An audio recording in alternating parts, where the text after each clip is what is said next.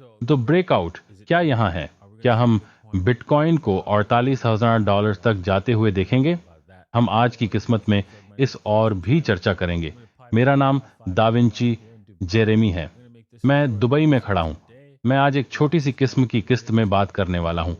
हम बिटकॉइन और इथीरियम के लिए टीए में सीधे बात करेंगे और आपको दिखाएंगे कि कहाँ खरीदने और कैसे व्यापार करने के लिए अगले कदमों को। यदि आप इसमें रुचि रखते हैं तो सुनिश्चित करें कि आप bybit.davinci या 15.com पर जाते हैं। लिंक विवरण के नीचे दिया गया है। ठीक है, हमारे पास एक स्पष्ट ब्रेकआउट है। हमारे पास यहाँ लगभग 35 दामस 200 के आसपास रेजिस्टेंस रेखा के ऊपर एक 4 घंटे की मोमबत्ती है।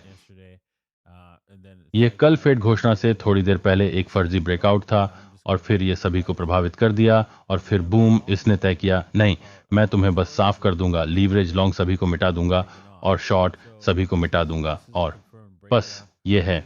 अब हम उड़ान भर रहे हैं, इसलिए यह एक स्पष्ट ब्रेकआउट है। यदि आप $35,200 के स्तर पर वापसी देख रहे हैं तो यह एक संभावना है, लेकिन संभावना है कि हम यहां समायोजित करें क्योंकि 4 घंटे की मोमबत्ती बोलिंजर बैंड के बहुत ऊपर है। इसलिए इससे पहले जब तक यह यकीन नहीं करता, ठीक है, मैं वास्तव में ऊपर जारी करना चाहता हूं। क्या मैं थोड़ी डरा कर कुछ लोगों को बाहर करना चाहता हूं या नहीं? इसलिए हाँ, मैं इसे खरीदने की अनुमति देने वाले किसी अवसर की प्रतीक्षा करूंगा। आप ये देख सकते हैं कि यह संभावना है कि हम $45,200 के पास आने के करीब जा सकते हैं, लेकिन हाँ, किसी भी गिरावट को खरीदने का एक अवसर माना जाना चाहिए। हमने यह पहले से ही ऊपर की ओर 61.8% से उछाल लगाई है, या हमने प्रारंभिक पंप किया और फिर विफल हुए थे और फिर अब हम पुनः पंप कर रहे हैं। तो एक यह संभावना है कि आप जानते हैं ये 61.8% है, ये 61.8% हो सकता है, ये वही हो सकता है, बस यही देने के लिए है। यदि आप इसमें शामिल होने के इच्छुक हैं तो मुझे लगता है कि $35,977 के आसपास खरीदारी करना चाहिए। यदि आप पहले पद को खोलने की रुचि रखते हैं, यहां आपको इस बाजार में थोड़ी पोजीशन की ताकत रखनी चाहिए।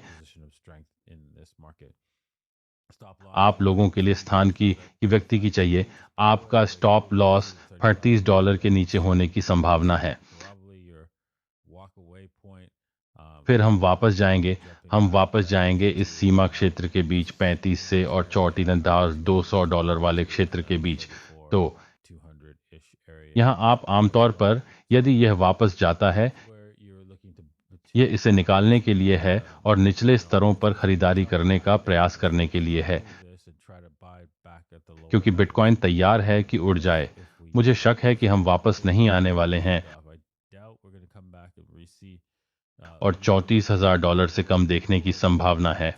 यह अधिक संभावना है कि हम लोगों को सिर्फ बाहर निकाल देंगे और फिर आगे बढ़ेंगे। इथीरियम पर जाते हैं। इथीरियम ने अभी तक पूरी तरह अपने ब्रेकआउट की पुष्टि नहीं की है। उसके पास, चलो मुझे सुनिश्चित करें कि हम सही ब्रेकआउट स्तर पर हैं। यह लगभग $18,770 है। हमने इसका उत्थान किया। यह शानदार है। यह यहाँ थोड़ी देर के लिए स्थिर होने का संकेत है और फिर भारी रूप से आगे बढ़ेंगे। हम आगे बढ़ेंगे और आप $2,000 की ओर बड़ी धमाकेदार हरकत देखेंगे। अगला लक्ष्य जिसमें हम इथेरियम सही में उभरते हुए देख सकते हैं। तो आप निचले समय अंतरालों पर जाना चाहते हैं, यहाँ एक अवसर ढूंढने के लिए, और मुझे यहाँ एक नजर डालने दो। हाँ, ये अधिकांश तरह से वही है, सही। हम एक फिप कर सकते हैं, शायद 61.8 तक को नीचे ले जाएं, 1846 या 78 पाम 6 तक को 1838 पर।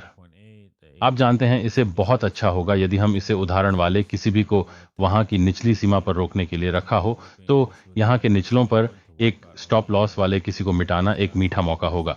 तो यदि हम इथेरियम पर ऊंचे जाने से पहले इसे करते हैं तो हैरान नहीं हो।